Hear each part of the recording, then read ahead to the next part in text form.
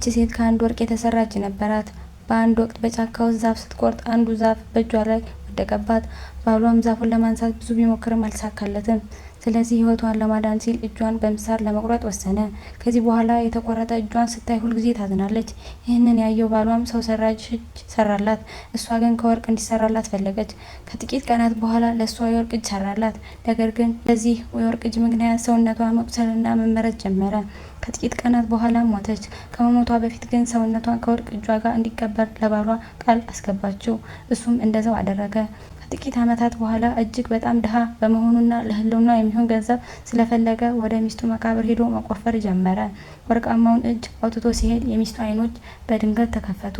እሱ ግን ችላ በማለት ወርቃማውን እጅ ወደ ቤቱ ሄደ። በዚያው ሌሊት ሚስቱ ወርቃማ እጇን ለመመለስ መጣች። በድንጋጤ ተውጦ ወርቃማውን እጅ መልሶ ሰጣት። ሆኖም እጇን እንደተቀበለችው ወዲያውኑ ገደለችው።